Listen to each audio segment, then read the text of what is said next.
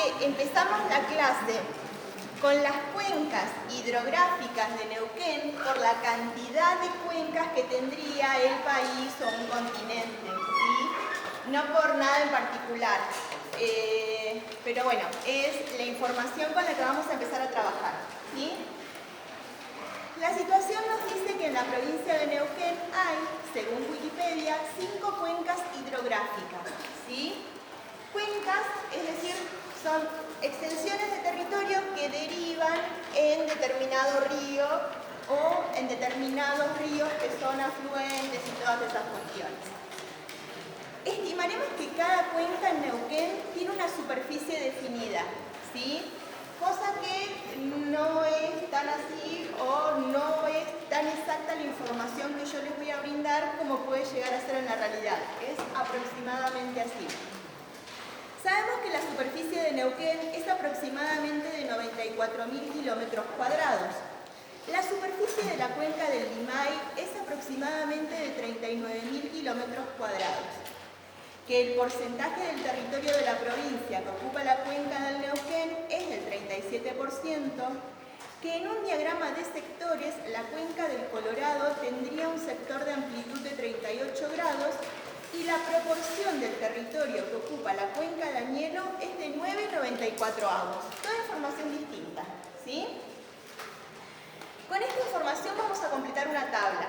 Y en esta tabla lo que vamos a ver es cómo podemos hablar de una cuestión, por ejemplo, en kilómetros cuadrados, cómo podemos hablar de esa misma cantidad de territorio en el tanto por uno, cómo podemos hablar de esa cantidad de territorio en el tanto por ciento, y cuánto representaría esa cantidad de territorio en un sector, ¿sí? En un diagrama de sectores. ¿Vieron la torta? ¿El diagrama de tortas? Bueno, vamos a ver cómo aparecen distintos números en esta cuestión, ¿sí? La tabla es la siguiente. Por acá nos dice Añelo. Después la cuenca del Colorado. La cuenca del Lácar. La cuenca del Limay. La cuenca del Neuquén.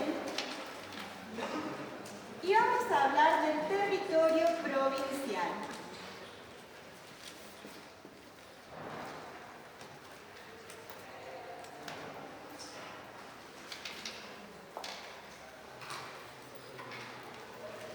En la primera columna vamos a hablar de la superficie en kilómetros cuadrados. Por lo que hemos leído recién, esa información la tenemos para el territorio provincial y también la tenemos para la cuenca del Limay. Nos dice que la cuenca del Limay ocupa 39.000 kilómetros cuadrados y que el territorio provincial es de 94.000 kilómetros cuadrados.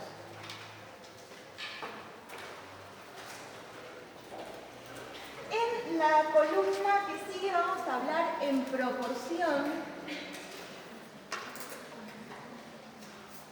Esto nos informa el tanto por uno.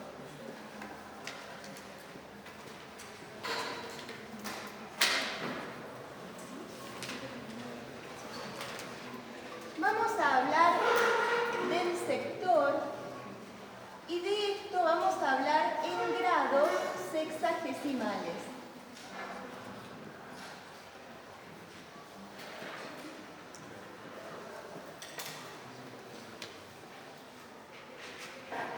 Y por último, vamos a hablar de porcentaje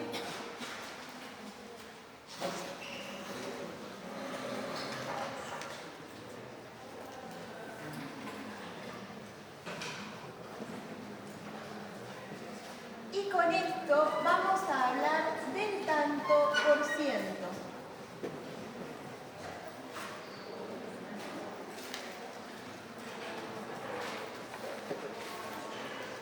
¿Sí?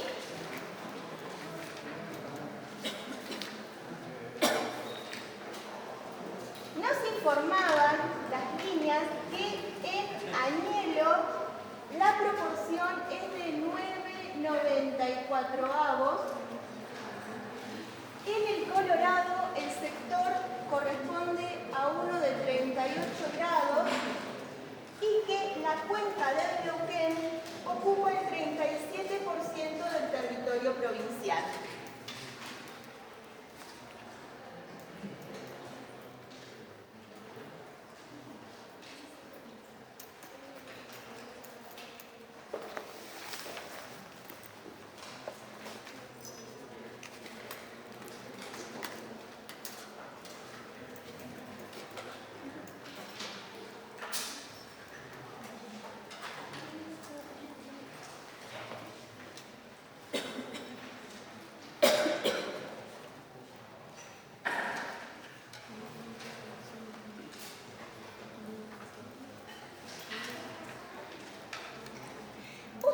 En el trabajo práctico cero han estado viendo que una expresión fraccionaria la podemos escribir en forma de fracción o en forma decimal, ¿sí? Las características que tienen los números decimales es que son periódicos, ¿sí? Los números decimales que surgen de una fracción, ¿sí? Que surgen de dividir a un número entero en otro número entero distinto de cero, ¿bien? Y que siempre que teníamos la forma en fracción, la podíamos escribir en decimal, la podíamos escribir como fracción, siempre que tuviese estas características de periodicidad, diciendo que los decimales exactos son de periodicidad cero, ¿bien? Ahora, si nosotros hablamos así, vemos que esto son un poco más que 9 centésimos, podríamos decir que es cerquita de un décimo, ¿sí? Quiere decir que de cada kilómetro cuadrado de la provincia, un décimo de ese kilómetro cuadrado pertenece a la cuenca de Añelo. Y de esa manera nosotros estamos interpretando el tanto por uno, evaluamos de a uno, ¿sí? En este caso, cuando hablamos de que el Colorado tiene un sector de 38 grados, estamos diciendo que de los 360 grados que tiene un sector, un giro, ¿sí? La torta completa, la porción que representa a la cuenca del Colorado es de 38 grados. ¿Bien? Ahora, cuando nos encontramos con este 37%, estamos hablando del tanto por ciento. Es decir, que nos está diciendo que 37 kilómetros cuadrados de cada 100 kilómetros cuadrados corresponden a la cuenca del Neuquén, del río Neuquén, ¿sí? Entonces, ahora, pensando esto como parte de un todo y pensando que el todo es el territorio provincial, ¿cuánto es el tanto por uno para hablar de toda la provincia? La suma de todos estos. ¿Y podemos pensar en un número en particular? ¿Con qué número hablamos del todo? Con el 1, exactamente. ¿Cómo podemos hablar del territorio provincial en grados sexagesimales? 360. ¿Y cómo podemos hablar en porcentaje? Entonces, no estamos diciendo nada más que de otra manera el todo, ¿sí? Con una cantidad absoluta, con un tanto por uno, con un sector o con un porcentaje. ¿Bien? Ahora, entonces, ¿cómo puede ser que nosotros, a partir de la información que tenemos, podamos completar los demás casilleros de la tabla? Si nosotros sabemos que la unidad, por ejemplo, en la primera columna, son los 94.000 kilómetros cuadrados. 9,94avos son X. ¿Cómo hacíamos para encontrar a partir de esta información X? 9 sobre 94 por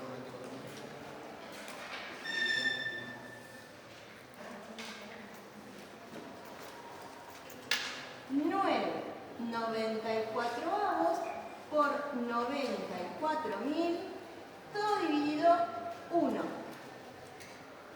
A ver con las calculadoras, ¿cuántos kilómetros cuadrados ocupa Añelo? ¿Cuánto? ¿3.000? ¿9.000?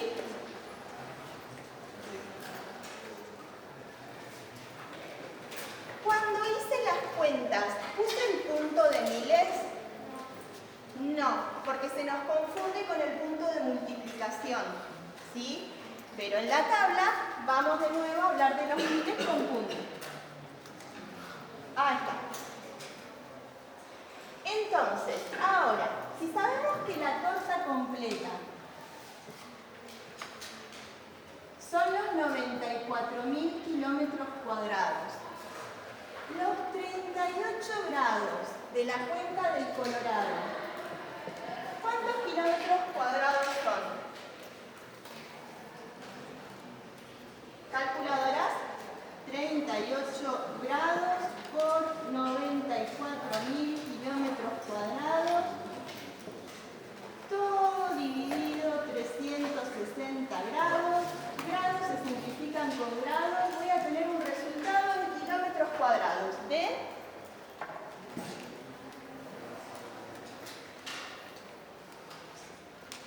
este cero lo podemos simplificar con este cero. ¿Cuánto? Bien fuerte porque yo estoy... 1922.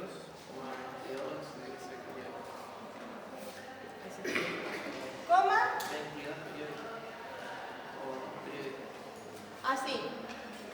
Bueno, entonces no alcanzamos a redondear. Son 9.922 kilómetros. Acerca de la cuenca del Lácar no tenemos información alguna, así que vamos a tener que ir más despacio. Y de la cuenca del Limay tenemos información absoluta, ¿sí? Entonces vamos a ver cómo encontramos, sabiendo que el todo es el 100%, y estos son los 94.000 kilómetros, el 37% es X. Entonces, 100 por 94.000, todo entre 37, ¿a qué es igual?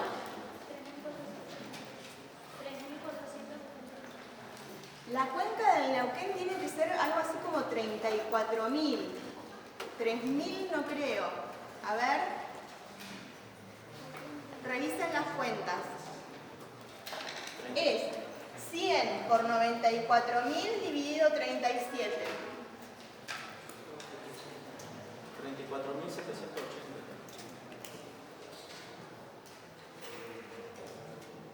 Entonces sabemos que son 34.780 kilómetros cuadrados. Ahora que nosotros sabemos el total de kilometraje, sabemos este kilometraje, este kilometraje, este kilometraje, este kilometraje, ¿cómo hacemos para encontrar ese?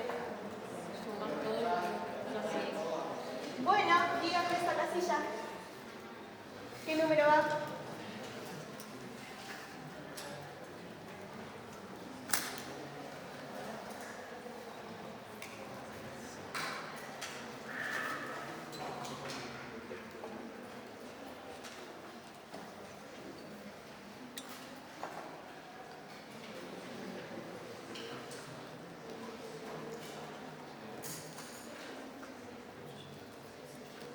$1.298. 1298. Es la cuenca más pequeña, ¿sí? No solamente esa cuestión, es la que más está en el territorio. Esta cuenca y la de Anielo son las más neuquinas, digamos, ¿sí? Bien, bueno, ahora terminen de completar la tabla ustedes.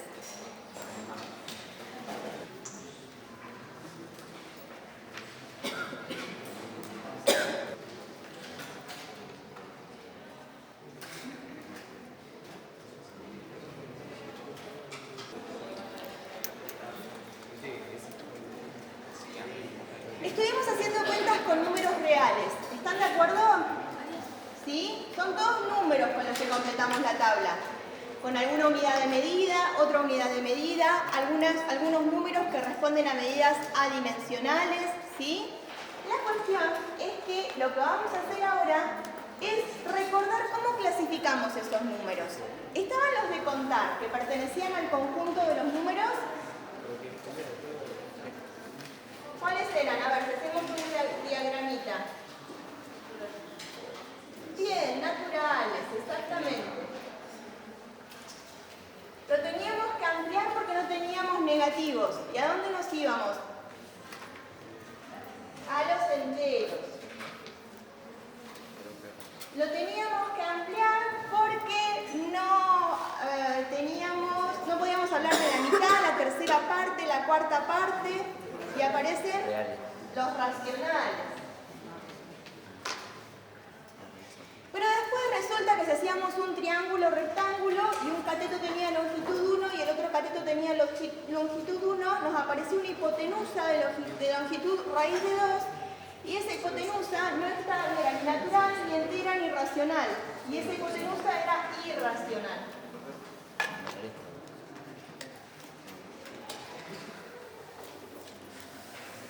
De esta manera, nos encontramos con el conjunto de los números reales. ¿Sí? No me alcanza el pizarrón para ir de aquel lado. Bueno, entonces, en el conjunto de los naturales, por ejemplo, tenemos el 1. El 0 y el menos 1 lo tenemos en los enteros. El 1 medio lo tenemos en racionales. Y el raíz de 2 por acá. ¿No? Y después nosotros decíamos, bueno, así hablamos de los números reales. Pero supongamos que tenemos una recta numérica. Sabemos que en la recta podemos graficar todos los números reales. Todos los números reales tienen su puntito en la recta y todo puntito en la recta está relacionado con un número real. A partir de definir un número, ¿sí? Usualmente se define el 0. ¿Bien?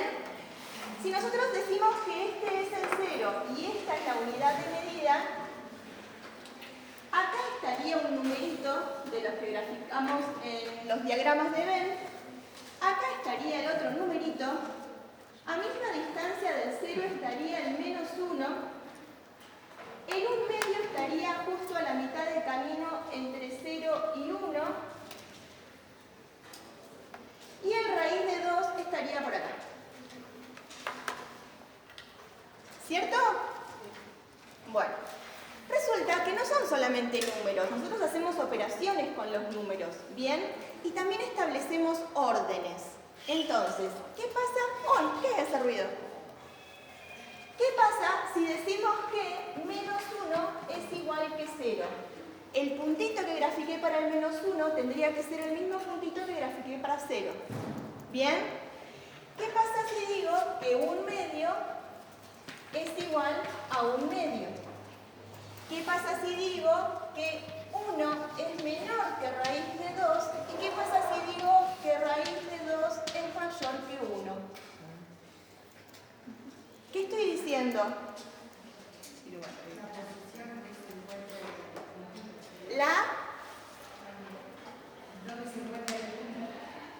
Bien. Cuando hablo de igualdad, quiere decir que el punto que representa este número se grafica exactamente en el mismo lugar que el punto que representa este número. ¿Esto es así? No. No. Entonces, si esto no es así, ¿qué puedo decir de esto que escribí ahí? Que es falso, que es absurdo. ¿Qué otra cosa puedo decir? ¿Cómo? Que no se puede hacer. Que no se puede hacer, muy bien. Entonces, surgió falso, surgió absurdo y surgió que no se puede hacer. Ahora, si digo que 1 medio es igual a 1 medio, estoy diciendo que el puntito que grafico para este número está en el mismo lugar que el puntito que grafico para este número. ¿Y esto es falso? ¿Es absurdo? ¿No se puede hacer? Sí se puede, pero no Sí se puede. No tiene sentido. A ver. Si no es falso, ¿qué es? Es verdadero. Si no es absurdo, ¿qué es? Es coherente. Bien. Bueno, le vamos a poner verdadero.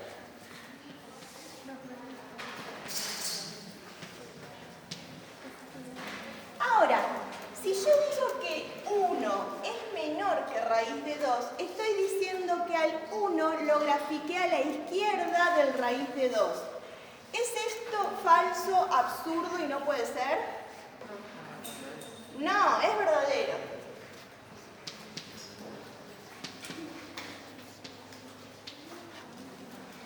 Si estoy diciendo que raíz de 2 es mayor que 1, estoy diciendo que al raíz de 2 lo grafiqué a la derecha del 1.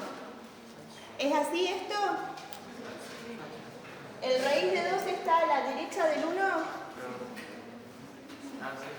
Sí, entonces estoy diciendo lo mismo, nada más que di vuelta un simbolito. Esto también es verdadero.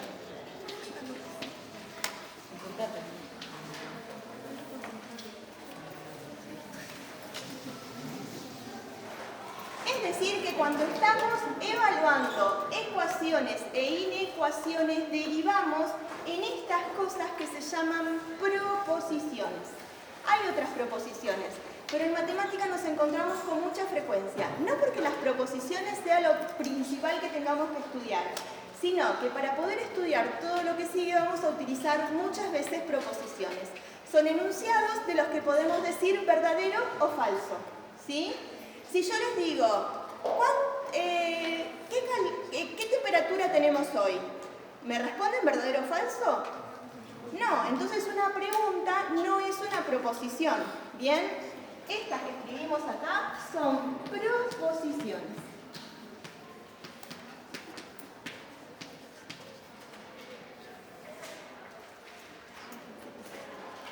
Ahora, vamos a decir otras cosas. Menos x igual a 0, un medio de x igual a un medio, x menor que raíz de 2, raíz de 2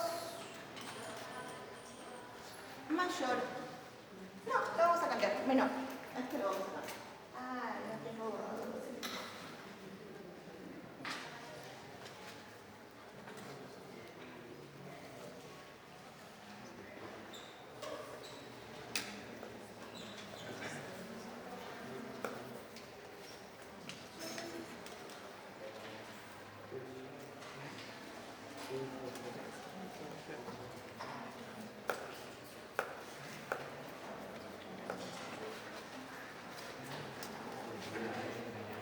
Me quedé sin pañuelitos.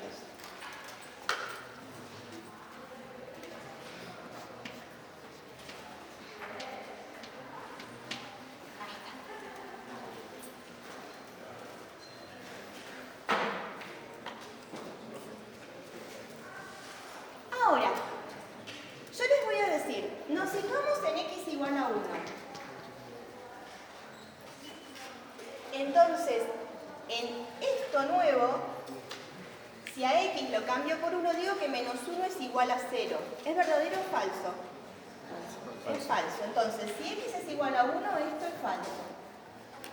Pero si x es igual a 1, un medio por x es igual a un medio. Entonces, esto es verdadero.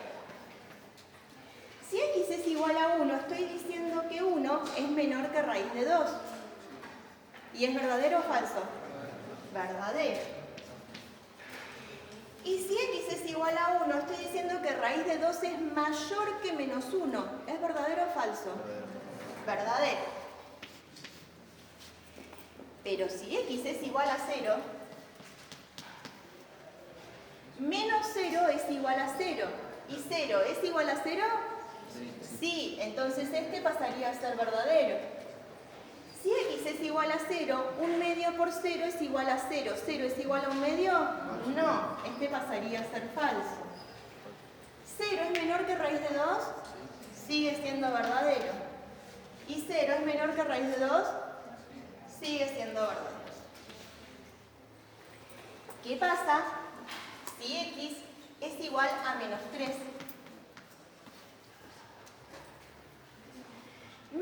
Menos 3 es igual a 3. ¿3 es igual a 0? No, este pasa a ser falso. ¿3 medios es igual a un medio? No, otro falso. ¿3 es menor que raíz de 2? No, porque raíz de 2 está entre 1 y 2. ¿Sí? Entonces 3 es mayor que raíz de 2. Este pasa a ser falso. ¿Y menos 3 es menor que raíz de 2? Sí, porque los negativos son menores que los positivos. Entonces este es verdadero. Es decir, que lo que llamamos ecuaciones e inecuaciones en realidad son funciones proposicionales. Son muchas proposiciones juntas y según el x que elija o el x que encuentre, voy a decir si es verdadero o falso. Una vez que agarro un x que me lo hace verdadero, va al conjunto solución. Encuentro otro x que me lo hace verdadero, va al conjunto solución. ¿Sí? ¿Bien? Diga. Ah, no, está bien, gracias. Muy agradecido. Diga. ¿Cómo? Es al revés. ¿A dónde? El último, porque negativo con negativo. Sería falso el último y verdadero el último. Puso menos 3. Ah, porque está bien, este es menos 3, menos 3, 3, 3. No es menor que raíz de 2 y entonces es falso. Y el anteúltimo también. A ver, porque es menor, no, pero está en falso. Ah, y menos 3, es que me almorcé el menos. Este es verdadero. Es la hora. Y este es falso. Está bien. Ustedes me tienen que decir, buen provecho. Bien. Entonces, aunque no es nuestra finalidad última hablar de funciones proposicionales, después empiezan a aparecer conectores. Y el profesor o la profesora me escriben el y, el o, el entonces, y por qué aparecen todos esos símbolos y qué son. Son los que operan proposiciones. ¿Sí? Entonces,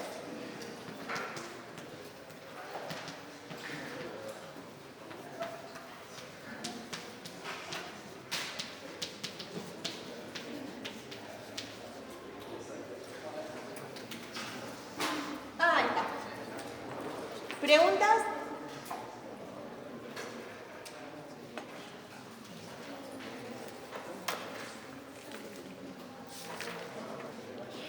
Bien.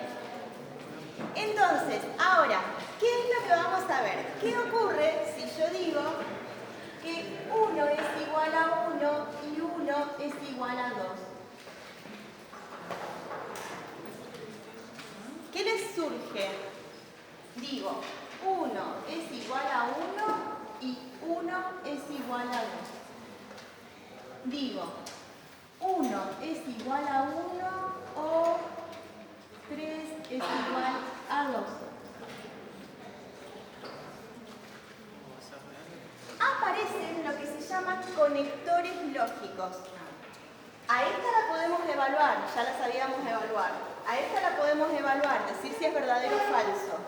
Pero la cuestión es que aparecen cuestiones de este estilo. Entonces, vamos a verlo de otra manera. Esto es un simbolito, este es otro simbolito. Vamos a decir que x es mayor que 2 y que x es menor que 3. Vamos a decir que x es mayor que 2 o que x es menor que menos 1. Vamos a la recta. Esperen, allá estuvimos graficando la recta. Entonces, si x es mayor que 2, vamos de 2 a la derecha. Estamos diciendo que todos estos numeritos que pintamos acá son los números reales mayores que 2. ¿Bien? Ahora, si decimos que x es menor que 3, vamos de 3 a la izquierda. Y en verde pinté todos los números reales menores que 3. Si lo que nos están diciendo es que x tiene que ser mayor que 2 y x tiene que ser menor que 3, nos están diciendo que tienen que pasar ambas cosas. Es decir, tengo que seleccionar lo que pinté doble. ¿Bien? Y así decimos que son 2 menor que x menor que 3. ¿Sí? Si nosotros nos situamos en esto, decimos x tiene que ser mayor que 2. Y ahí pinté todos los x mayores que 2. Y estos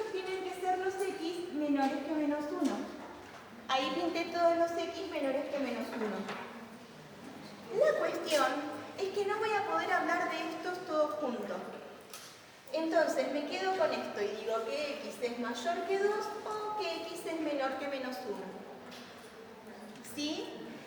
Y esto en realidad es una conexión entre proposiciones. Usamos el conector IF y usamos el conector OR. No son los únicos conectores, ¿sí? Son operaciones lógicas. No es nuestra finalidad hablar de operaciones lógicas, pero este nivel de operaciones lógicas lo vamos a hacer, ¿sí? Hay algo, ¿sí?, que está asociado a esto y que habla de la noción de conjunto. ¿Ustedes alguna vez oyeron hablar de los conjuntos? ¿Recién de qué conjuntos hablamos? De los conjuntos numéricos, ¿sí? Hablamos del conjunto de los naturales, del conjunto de los enteros, del conjunto de los racionales, del conjunto de los irracionales y del conjunto de los reales que nos nuclea a todos, ¿sí? Ahora, si nosotros hablamos de los conjuntos numéricos, ¿de qué estamos hablando? En palabras comprensibles, de una colección de elementos. Coleccionamos números con determinada característica para decir que son naturales. Coleccionamos números con determinada característica para decir que son enteros, ¿sí? Y los definimos. Pero hay otros conjuntos numéricos que utilizamos con frecuencia que se llaman intervalos. Los intervalos son conjuntos de números reales, ¿sí? Entonces,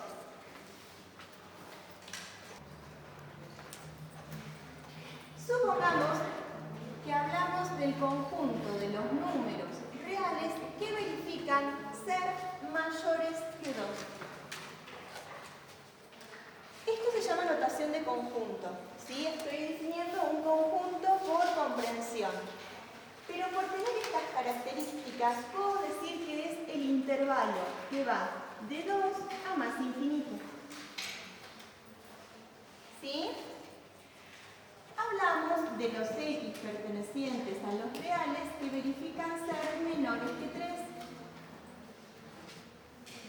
Entonces, también por estas características voy a poder hablar del intervalo, del conjunto en forma de intervalo. Mayores que 2, menores que 3. Arranco en menos infinito, llego hasta el 3 y cierro. Estos dos intervalos no incluyen los extremos. Es decir, el número 2 no pertenece al intervalo 2 más infinito. El número 3 no pertenece al intervalo menos infinito 3. ¿Qué tengo que hacer si quiero que pertenezca? ¿Bien? Un corchete. Supongamos que incluimos acá, de menos infinito a 3, así. ¿Cómo cambia esto en esta notación? Son los x pertenecientes a los reales que verifican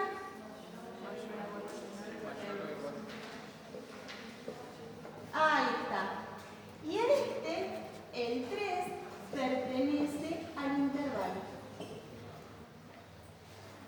¿Sí? La cuestión es que nosotros, cuando venimos resolviendo, por ejemplo, inecuaciones, derivamos en cosas así. Pero cuando vamos a ver que de estas cosas decimos, bueno, supongamos que este es el final de una inecuación. Obtenemos esto. Todo lo que pinté va al conjunto solución. ¿Bien? Entonces, como todo lo que pinté va al conjunto solución, estoy hablando de conjunto. Pero entonces me vuelven a aparecer los conjuntos. Pero entonces son colecciones. Y esas colecciones para nosotros van a tener números. Y esos números puede ser que los pueda detallar y decir, es este número, este número, este número, o que tenga infinitos números como son los que tengo en los intervalos. Suponiendo que esto sea el final de una inecuación, a partir de esto diríamos que el conjunto solución va de menos infinito a menos 1, unión 2 más infinito. Pero ahí cambio el símbolo. Este símbolo no es el mismo que este, porque acá estoy operando conjuntos. ¿Sí? Entonces vimos proposiciones, funciones proposicionales, operaciones entre proposiciones. Derivamos en conjuntos y ahora resulta que a los conjuntos también los podemos operar. Las operaciones más frecuentes entre conjuntos son unión, intersección. Y vamos a hablar del complemento en la cursada, ¿sí? Entonces, cuando hablamos de un conjunto A, sean A y B, dos conjuntos. Se define la unión de A con B y se simboliza A unión B, A, dos puntos.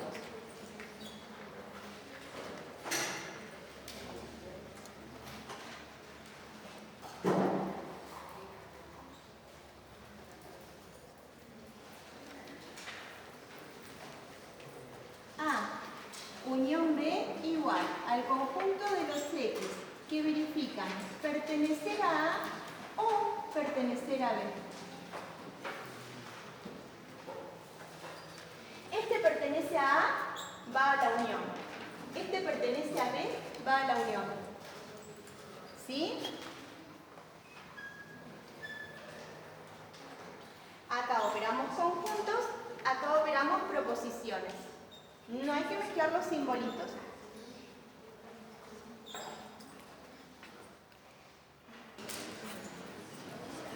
Bueno, entonces, ahora vamos a hablar de A intersección B. Este es intersección de conjuntos. Entonces, son los X que verifican que X pertenece a A y que X pertenece a B. Entonces, si decimos que el conjunto A es el menos 13, 4, y decimos que el conjunto B es el 0, 12,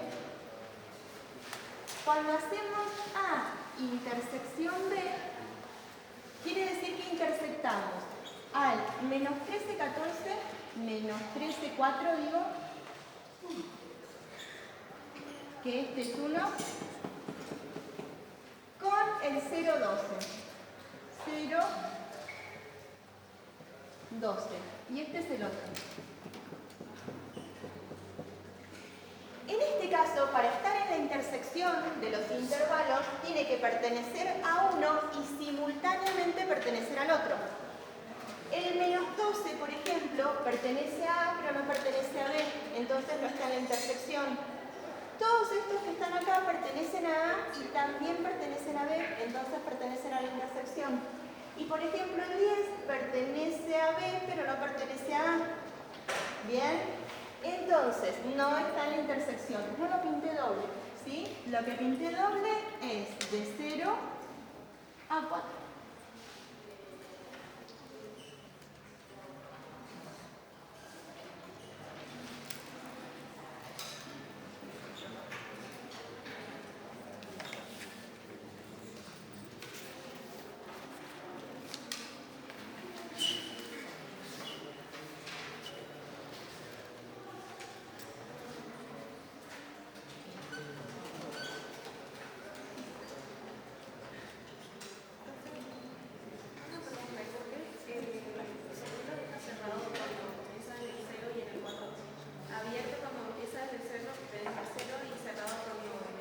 Porque si agarramos el numerito 0, el 0 es un elemento del conjunto A, pero no es un elemento del conjunto B.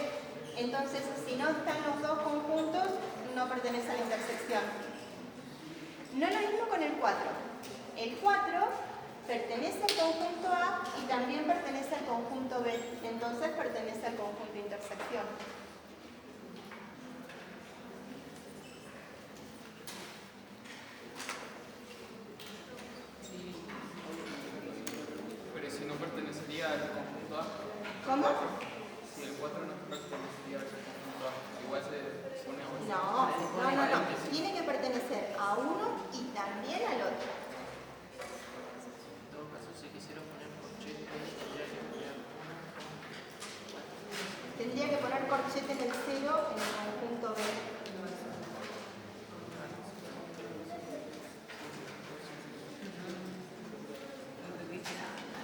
Cuando hago el circulito así, sin pintar, es que el 0 no pertenece al conjunto que grafiqué. Entonces no hay manera de que pertenezca a los dos conjuntos. ¿Sí? Y cuando hago el puntito lleno, es que el punto sí pertenece al que grafiqué. Entonces, tiene puntito lleno por el conjunto A. Y a su vez está pintado por el conjunto B. Entonces pertenece a los dos.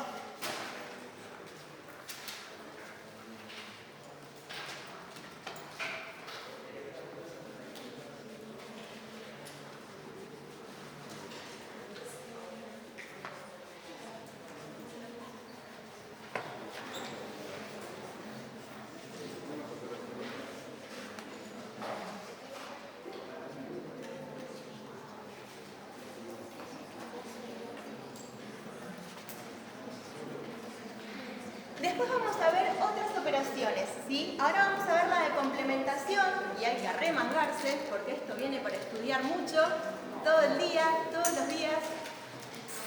Y además de la complementación, tenemos el producto cartesiano. De esa operación entre conjuntos que se llama producto cartesiano, derivan las funciones, ¿sí? Así que miren cómo vamos a ir viendo todo esto, cómo nos va a acompañar y lo tenemos que ir sabiendo, ¿sí? Es como básico. Bueno, ¿qué pasa si yo les digo que estoy buscando el complemento de A? A ver, el complemento de A es el complemento de menos 13, 4. Y bien me puede decir, ¿a dónde, profesora, nos definió complemento? Entonces, el complemento de A es el conjunto de los X que verifican no pertenecer a A. Si yo encuentro un X, pesco un X en la recta real, y ese X no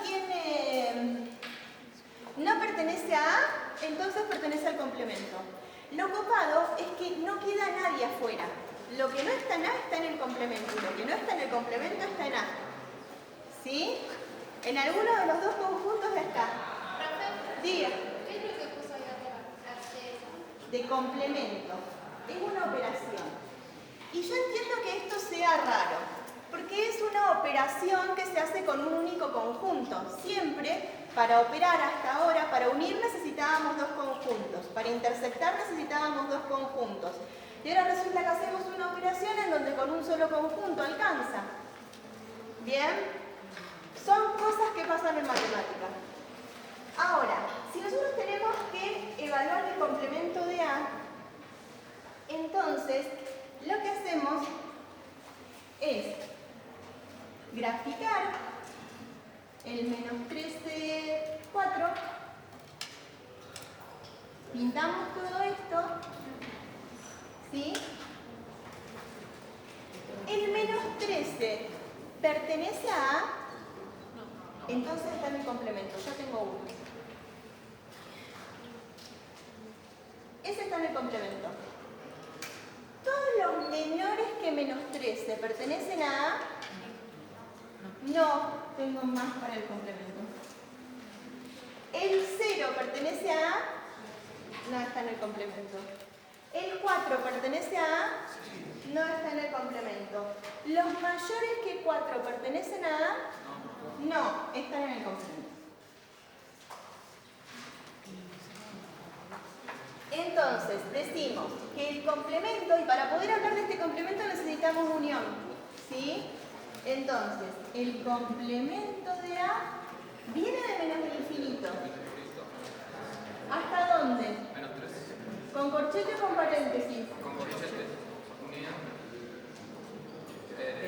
Con paréntesis. 4 a más infinito. Excelente. Ahí va.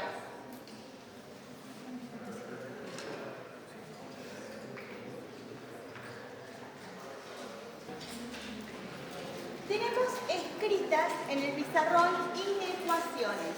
Diga. Sí. ¿Cómo? Entre hoy y mañana. De nada. ¿Vieron que no se oye? ¿Vieron lo que yo les digo? No se oye, no se ve, así que saquen fotos para después ver y decir, uy, sí, era esto lo que yo quería escribir.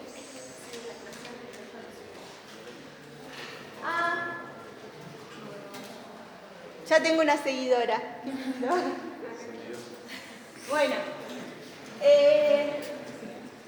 a ver, ustedes van a agarrar el apuntecito, ¿sí? Y ahí tienen muchas propiedades, pero muchas, ¿sí? Muchísimas.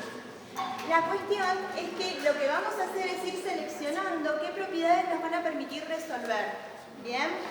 Hay propiedades que están en los trabajos prácticos. ¿Sí?